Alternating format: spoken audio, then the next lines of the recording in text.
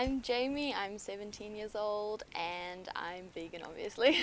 And I'm going to study marine biology at Auckland University this year. I've been vegan for a year now and vegetarian for 2 years. So the biggest struggles for me were basically school. I had to do a lot of research into veganism to try and just counteract all the arguments that were coming my way. And I guess you stand out a lot in school because everyone's making their lunch all the time and you have lunch times together and stuff like that. Also school trips were a big thing for me because they ask for dietary requirements and then you put up your hand and you say vegan and everyone turns to you and it's really awkward, but I guess it's a good reason to stand out. And it's a good way to educate people as well and make them aware because a lot of people aren't educated. I was not educated. Yeah, my family's South African, so before I went vegetarian, I basically had meat like 3 times a day, breakfast, lunch and dinner. Which was really hard to transition to vegetarianism then, but I had the right reason for it, so that was easy. I guess my family was a big thing. My grandpa sends me vegan memes. Yeah, and he makes fun of my veganism.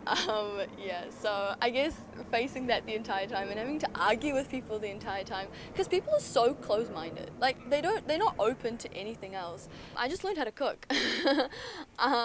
Literally, making my own food it's great. It's become really easy for me, so I'm in a routine right now because my mum doesn't cook for me at all anymore. She's still a meat eater. My entire family still eats meat. And I remember my first big Christmas function was when I was vegan, and I just made my own food. I knew they were going to have a 3-course meal and I made myself entree, main and a dessert, and they all tasted my food and they said it was great. Yeah, I just also researched because everyone still asks you questions and they try to convert you back to going into an omnivore. And yeah, the family they're trying to influence me to go back again, but yeah, it's not what I want. I wish I was just educated about the entire industry. What was going on behind closed doors. My entire life I've been like, okay, meat, that's fine, it's an animal, but now I've realized that we as humans don't have any right to take away the life of any living being. I wish I knew how many options there were out there. If I go to a restaurant now, I just take, if they don't have vegan options, I take any vegetarian meal that they have, and it's so easy to veganize. And people at restaurants are so friendly as well. I think with one of my friends, her family's big concern is her making her own food because she can't cook right now. So I just said to her, she needs to learn how to cook, then she can do it.